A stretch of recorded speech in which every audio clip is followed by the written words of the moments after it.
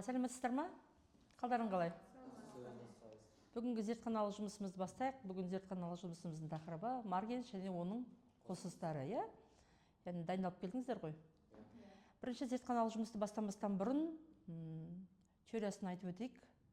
Яғни марганец ол қандай бізде элемент, оның қандай қосылыстары бар, физикалық қасиеттері, химиялық қасиеттері жайында. Бірінші марганец туралы, оның физикалық қасиетін, химиялық қасиетін кім айтады?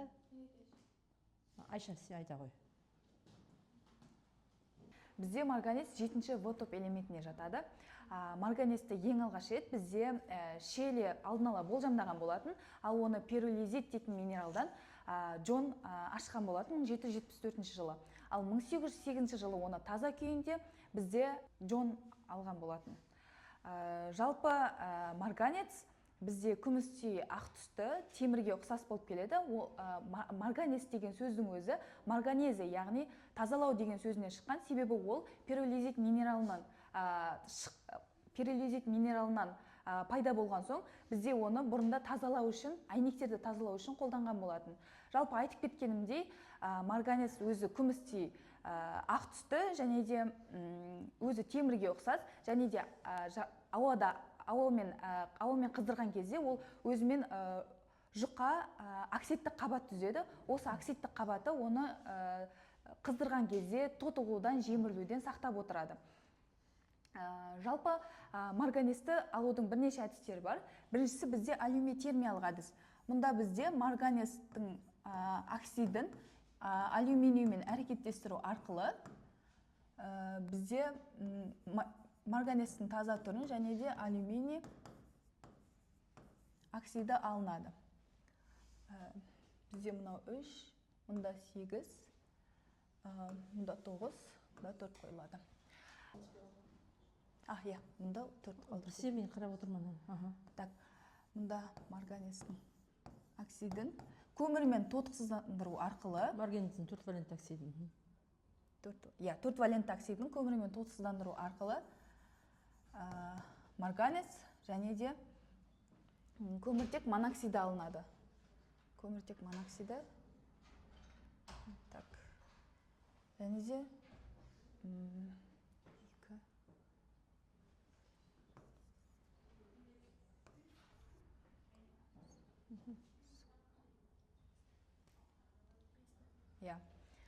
сонымен қатар бізде кремниймен әрекеттестіру арқылы да осы марганецті алуға болады.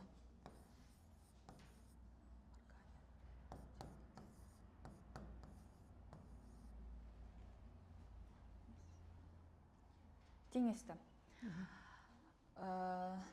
Сонымен қатар бізде марганецтің марганец өзі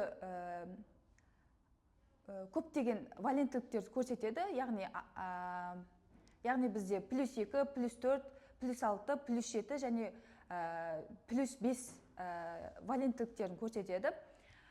Жалпы +5 қосылыстарын көрсететін, валенттілігін көрсететін қосылыс, ол бізде натрий марганаты деп аталады. Натрий марганаты деп аталады. Сонымен қатар бізде марганец азоттың қышқылдарымен, азот қышқылы, тұз қышқылы және де күкірт қышқылдарымен бізде сутекті бөле оксидпен қосылып, сутекті бөле әрекеттеседі. Мысалы, бізде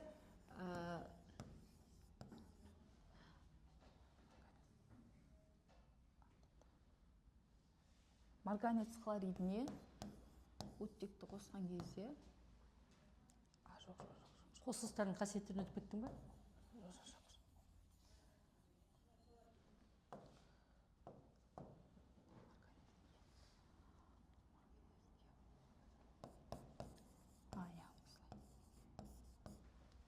Мұнда бізде марганец хлориді және де сутек бөлінеді. Дұрыстап жазылған. Ашхлор екеміз қой? Ашхлор.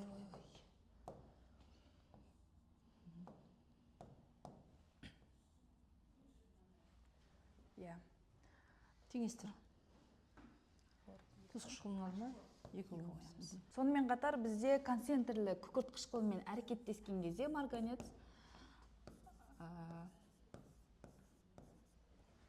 сода концентрлермен әрекеттескен кезде марганец сульфаты және де күкірт оксиді және де бізде диоксиді, 4 валент оксиді және су түзіледі. Және су түзіледі. Мұнда 2, мұнда 2 қоямыз. Теңесті ма? Иә, теңесті.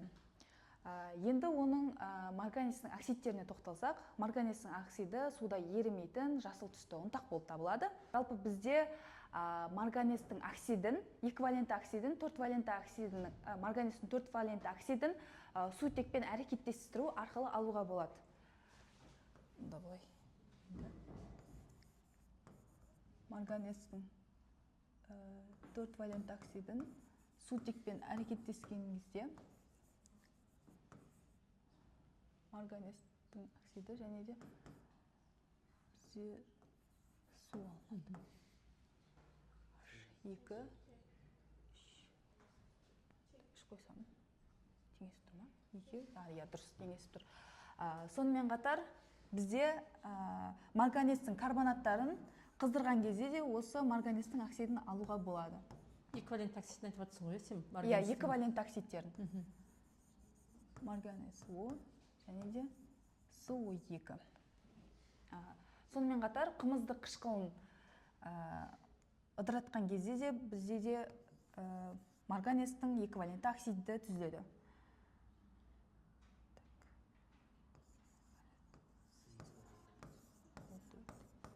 Бізде марганец оксиді СО және СО2 түзіледі. Иә. Теңесіп тұр ма? Иә, теңесіп тұр. Сонымен қатар бізде марганец оксидін қышқылдармен әрекеттестірген кезде марганецтің тұздары бөлінеді және де мұнда су бөлінеді. Яғни марганецтің хлориді. Иә, марганецтің хлориді. 2, мұнда 2, тек теңесіп тұр. Осылайша бізде марганецтің бірнеше әдістермен осылай бізде алуға болады марганец оксидін. Отыра ғой. Бізде марганецтің әртүрлі оксидтері бар, иә? Соның басқа да қандай оксидтері бар бізде марганецтің? Кім айтады? 3 валент оксидтері бар. Дилара келе ғой.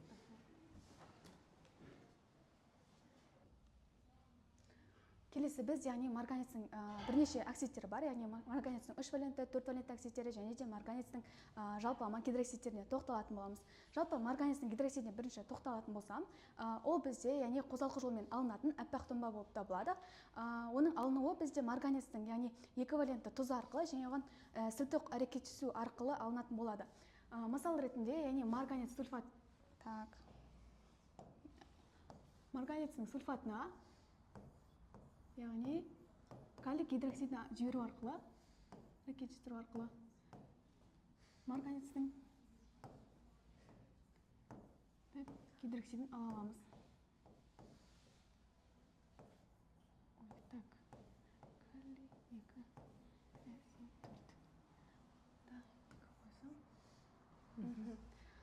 Жалпы осы марганецтің гидроксиді бізде ауада оңай тотығатын болады, және де оңай тотығу арқылы ол бізде жаңағы қоңыр түсті тұнбаға түсілетін болады. Ол бізде қоңыр түсті тұнба, ол марганецті қышқылды болып табылады. Марганецті қышқыл деп отқанымыз, оның жалпы формуласы осылай. Марганецтің жалпы негізі осылай гидроксиді түрінде айтылатын болады. Жалпы аталауы марганецті қышқыл болып табылады. Осының марганецті қышқылдың алынуына тоқталатын болсақ, ол бізде жаңағы айтып кеткенімдей, яғни ауада оңай тотығу арқылы алынған болатын марганецтің гидроксидіне.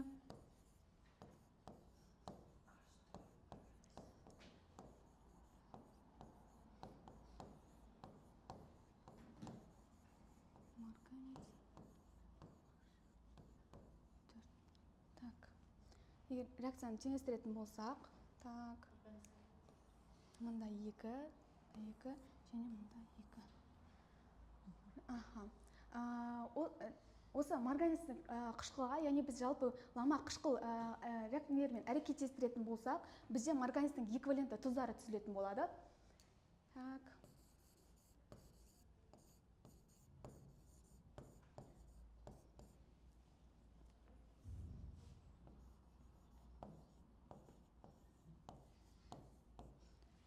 Марганец С4.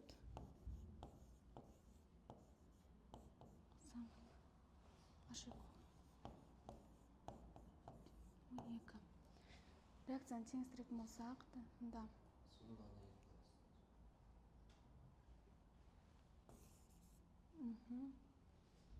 H2. Аха, мына бәріне 2-ні алайық.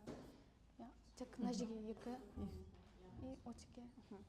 Бұл бізде яғни марганецті қышқыл жалпы негізі алыну жолы осылай болады.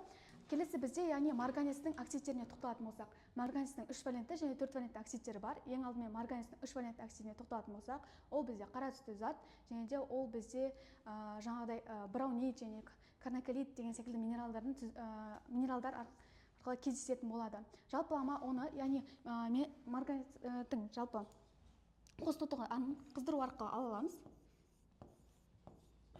Яғни 500 градус температурада оны қыздыру арқылы аламыз. Так.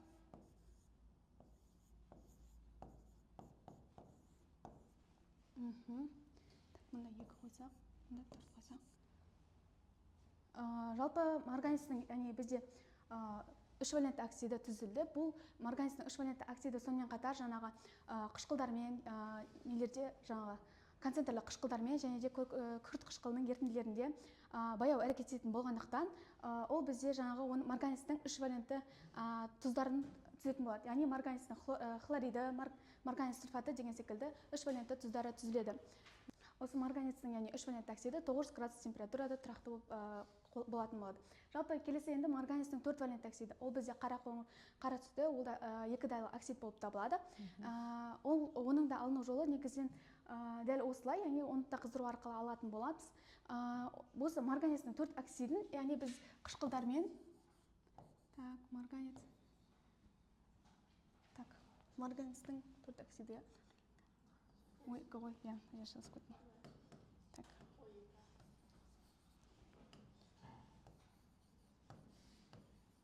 Марганецтің 4 валентті оксидін, яғни қышқылдармен, сілтілермен әрекеттестіруге болады. Яғни қышқылмен әрекеттестіретін болсақ,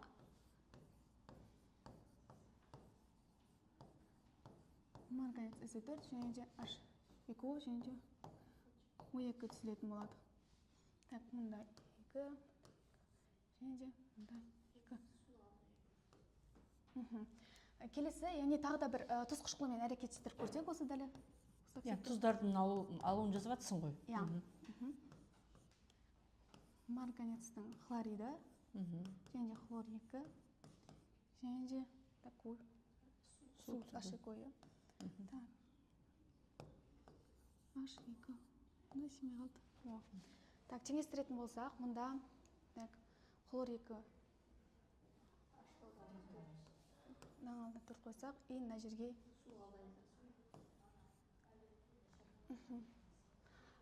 жалпы енді осы дәл марганецтің 4 валентті оксидін енді сілтімен әрекеттестіру арқылы және кальцийдің кальцийдің яғни оксидтермен, яғни негізгі оксидтермен солай әрекеттестіретін болсақ, бізде кальцийдің манганаты түзілетін болады. Жалпы негізгі оксидпен әрекеттестірілген кезде қышқылды қасиет көрсетеді. Дәл осы қосылыс, яғни кальцийдің манганаты болып табылады. Жалпы манганаттар деп отқанымыз бізде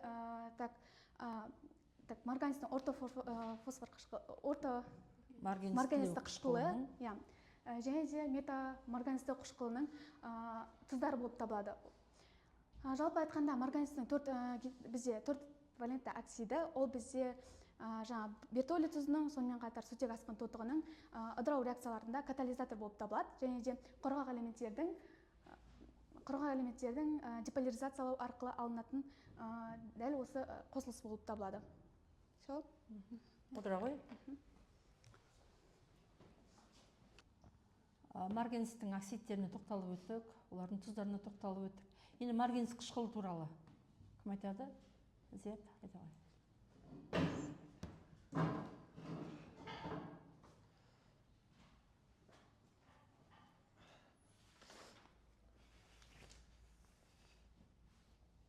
Марганецтің қосылысы марганец қышқылы, ол күшті қышқыл. Марганец қышқылының түсі күлгін қызыл түс болып келеді. және марганец қышқылының концентрациясы 20%-дан асатын болса, ол ыдырап кетеді. Біз марганец қышқылын қалай аламыз? Бірінші марганец сульфатына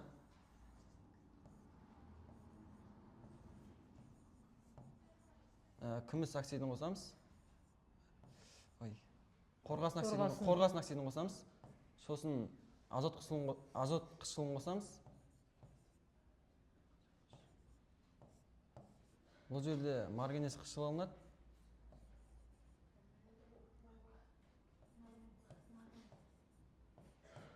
Дұрыстап жазсам енді.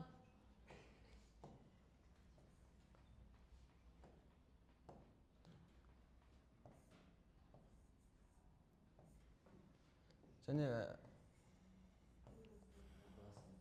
қорғасын сульфаты, қорғасын нитрат алынады.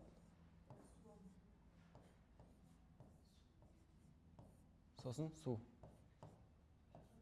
Енді оның іші кеселенген. Иә. Теңестіреміз. 2 қойсам 5 6. Мына жерге 2 қойсам, мына жаққа 2. Так, суның мына жерге 2, мына 3. Ай. Мына 2.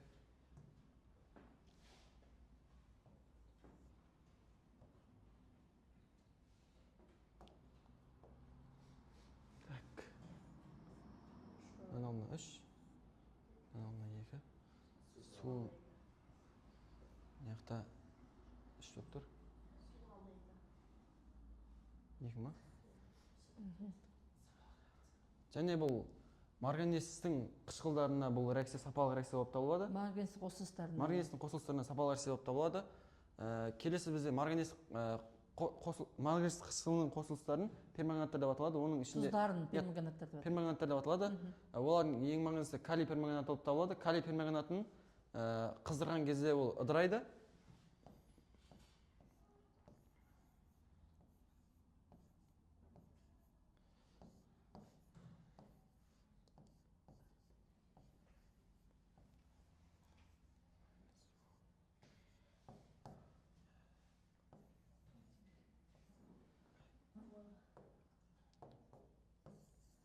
Калий 2, марганец 4. Иә, 4.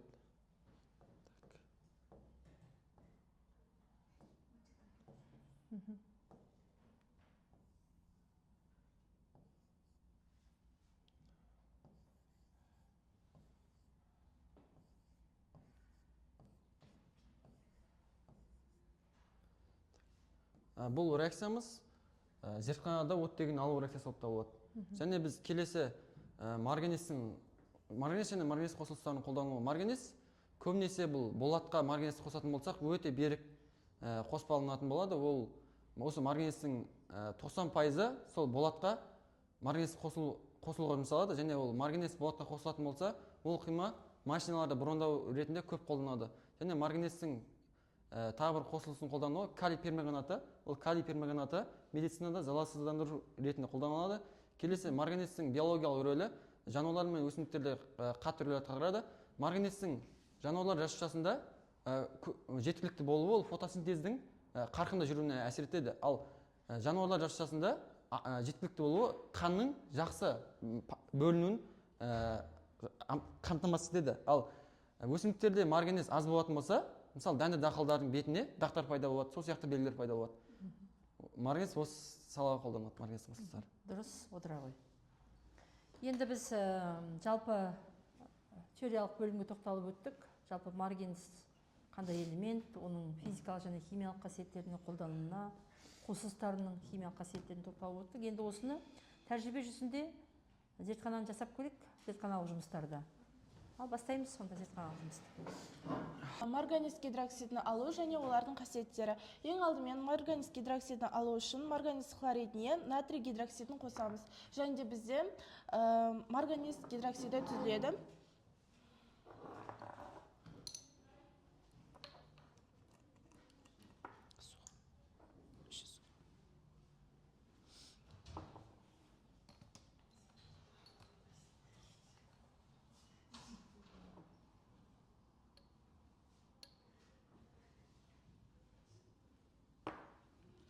және де бізде қазір ақ тұнба түзіледі. Және де осы марганец гидроксидін ауадан қою арқылы, ауада кішкене тұру арқылы бізде қоңыр тұнбада түзіледі. Және де осы тұнбаны екіге бөлеміз. Жалпы қоңыр тұнба түзілу себебі ол оттекпен әрекеттесіп, тотығып, бірден жоғары тотықстануға өзгереді.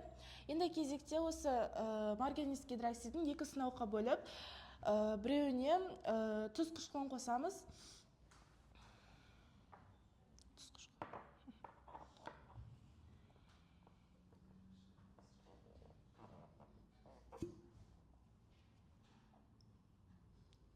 Және де бұнда тұнба еріп, қышқылмен әрекеттесіп, тұз бен су түзіледі.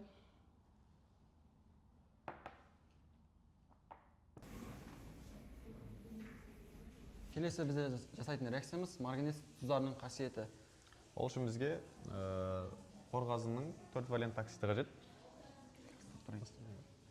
Қорғасынның 4 валентті оксидіне біз аздап концентрлі азот қышқылын қосатын боламыз, яғни 2-3 мл ғана азот қышқылын қосамыз. Қазір ең алдымен бірінші сынауға қорғасын 4 оксидін қосып алайық.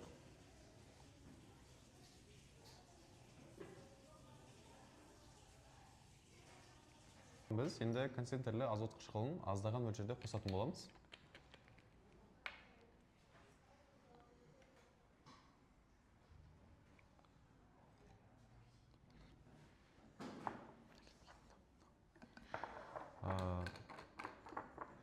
Концентрлі азот қышқылын қосып алдық.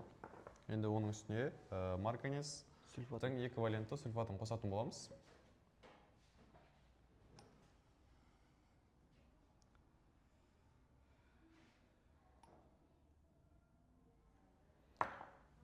Енді біз алынған ерітіндіні қайнататын боламыз. Бұл реакция бізде марганец екі сульфат, яғни эквивалентті марганец тұздарының аналитикалық химияда сапалық реакциясы болып есептелінеді, яғни аналитикалық химияда эквивалентті марганец тұздарын анықтауда қолданатын боламыз. Және бұл реакцияда марганец қышқылы алынатын болады, және күмістің нитраты, күмістің сульфаты алынатын болады, эквивалентті. Және су түзіледі.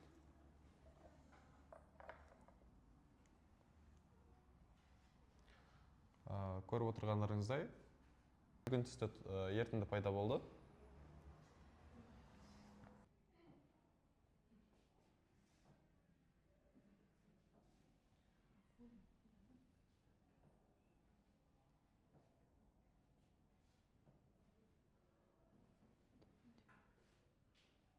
Біздің жасайтын реакциямыздың тақырыбы марганец 4 валентті оксидінің күкірт қышқылымен әрекеттесуі. Ең алдымен біз марганецтің 4 валентті оксидінің ұнтағын алып аламыз да, оны пробиркаға салып аламыз.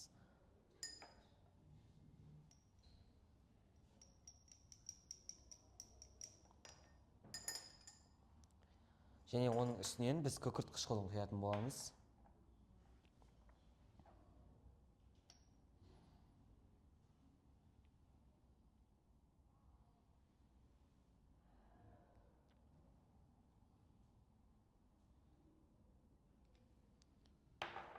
Және газ түзілгенше қыздыратын боламыз.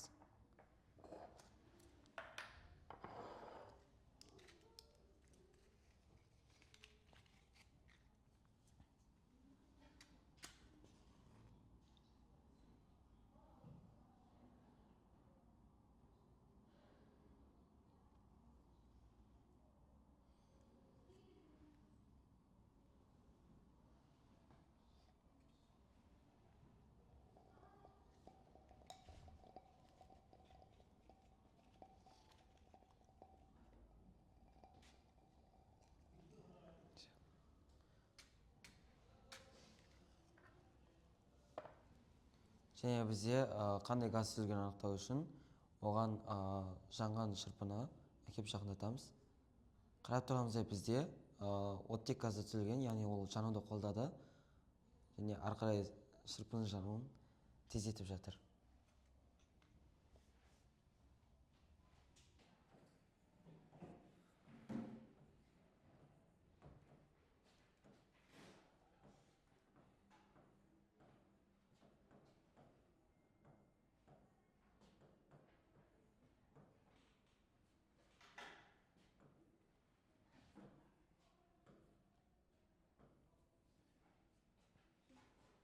Бұл калий манганатын алу ең алдымен сынауға біз бертоле тұзын қосып аламыз.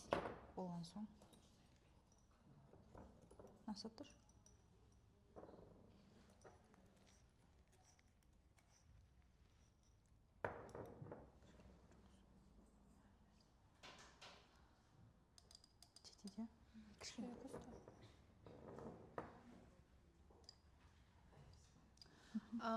Бертоле тұзын қостық, одан кейін Калий гидроксидін қосып аламыз. калий гидроксидін қосып аламыз.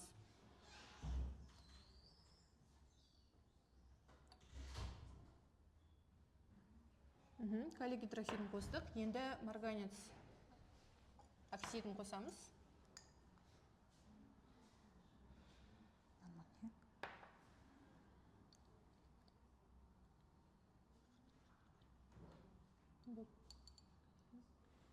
Енді қосындыны сәл қыздырып алу қажет. Кішкене деп отыр.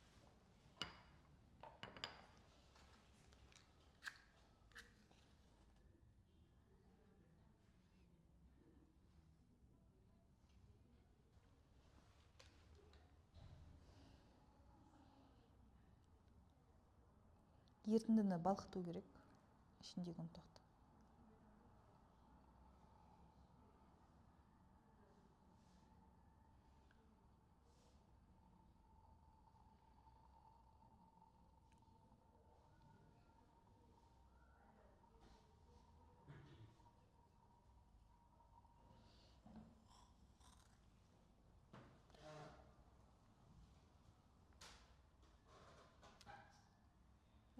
Сонда бізде қоймалжың ертінді түзіледі.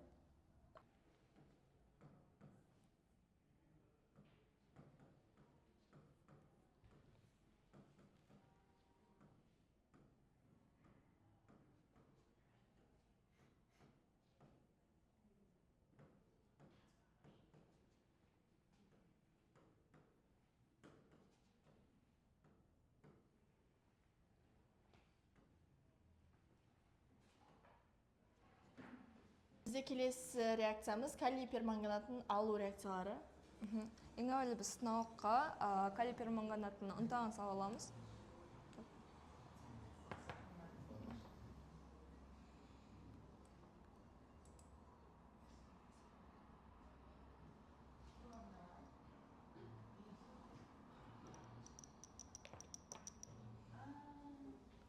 Және оны біз қыздыратын боламыз. Стой.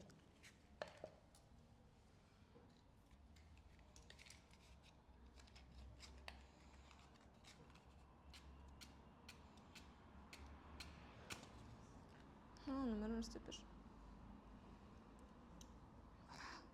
Все. Істейін.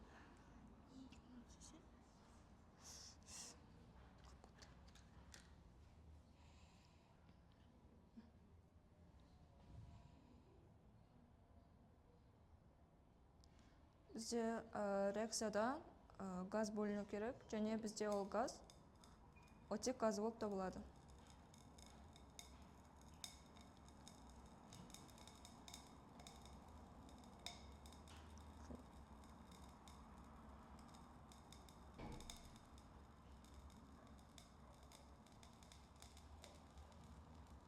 Бізде оттек газы түзіліп жатыр.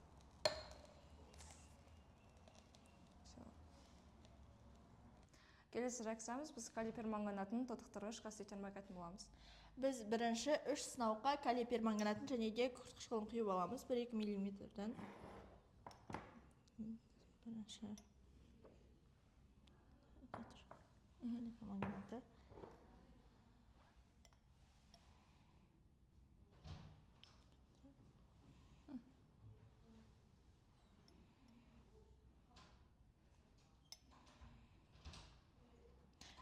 Бұлардың үстіне біз күкірт қышқылын құямыз.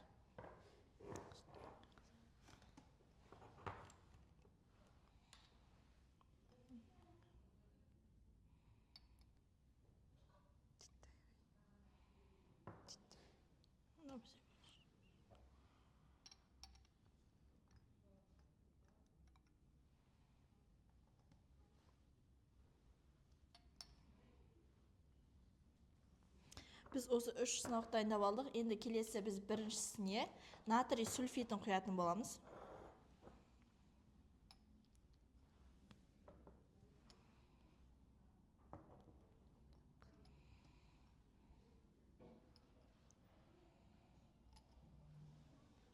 Бізде бірінші натрий сульфиті құйылды. Екінші сынауға біз темір сульфатын құятын боламыз.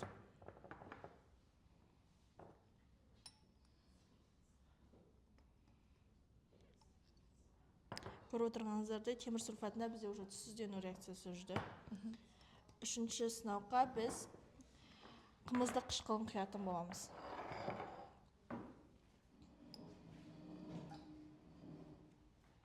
Бізде қымызды қышқылын қыздыру керек.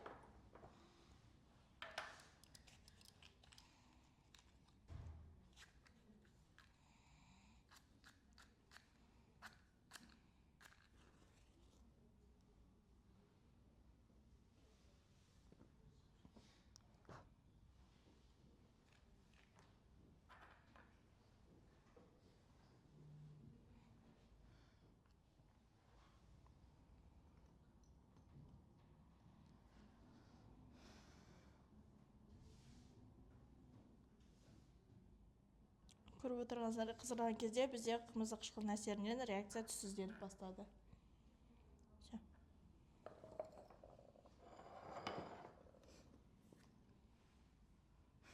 Ары қарай біз калий перманганатын тотықстануын үш ортада байқайтын боламыз. Ең әуелі бізде бейтарап ортада. Біз бейтарап ортада бірінші калий перманганатына су және де натрий сульфитін құямыз. Бірінші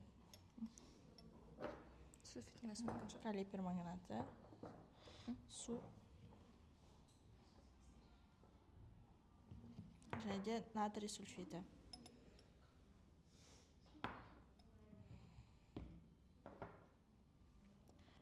Реакцияда бізде ешқандай өзгеріс байқалған жоқ.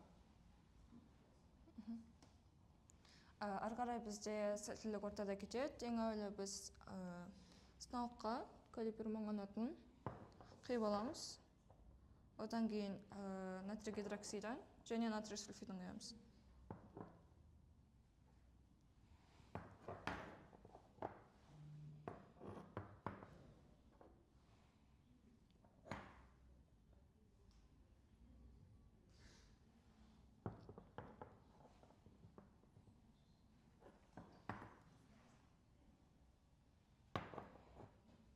Бұл кезде бізде реакцияда ешқандай өзгеріс болмады.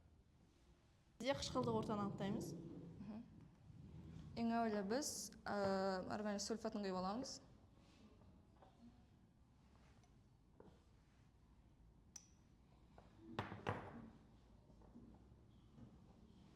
Және оның үстіне калий перманганатын құятын боламыз.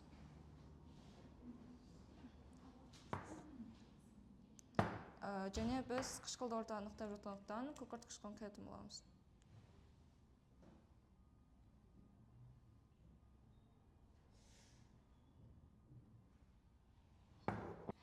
Келесі біз осы алған ерітінділеріміздің ортасын анықтайтын боламыз. Біз бірінші лакмус қағазын дайындап алдық.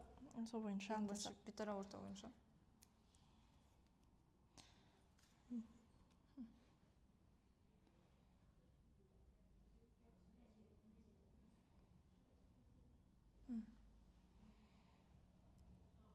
Бейтарап ортада бізде бірінші жасыл түс, одан барып сразу күлінеді. Қарап тұрсаңыздар бас жағы жасылдау болды.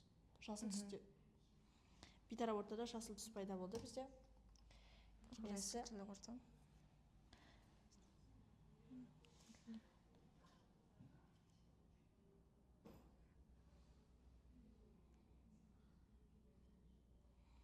Сәттілік ортада ашық түс пайда болды. Ақырын түссізден жатыр оның өзінде. Бізде қышқылдық ортада бізде өзінде сыртқы факторларына сәйкес ол ең әуелі бізде жасыл түсті болған, одан кейін қоңыр түсті бізде марганец оксидінің бөлінген байқаймыз. Ары қарай реакцияда біз калий перманганатының тотықсыздандырғыш реакциясын қышқылдық ортаның әсеріне байқайтын боламыз. Біз ең алдымен екі сынауға калий бромидін құйып аламыз.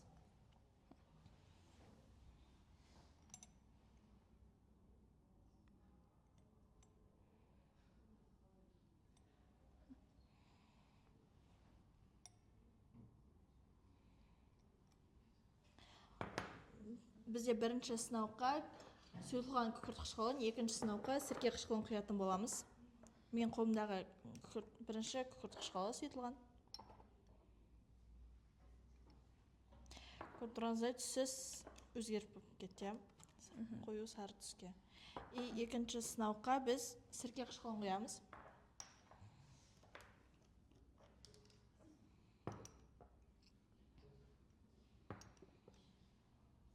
Бұл жерде реакцияда әлі сүзілген жоқ.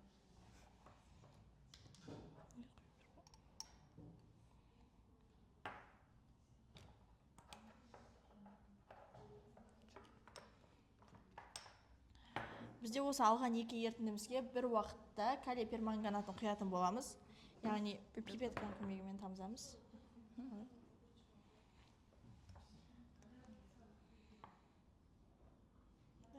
Бір уақытта құямыз.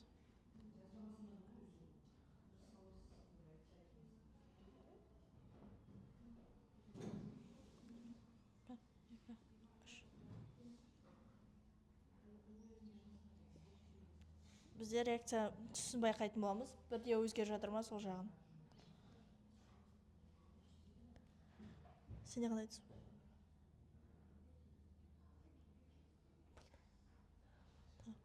Бізде көріп отырғаныңызда реакцияның бастапқы жағы күлгін түсті, астыңғы жағы түссіз.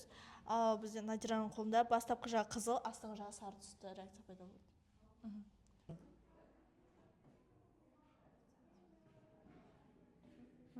Отыра ғой.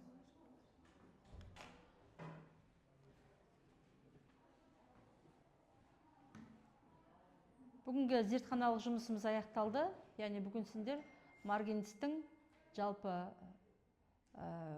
өзінің сонымен қатар қосылыстарының химиялық қасиеттерін тәжірибе жүзінде анықтадық. Енді келесі аптаға тапсырма бізде 15-ші зертханалық жұмыс, яғни темір, кобальт, никель және оның қосылыстар тақырыбына арналады.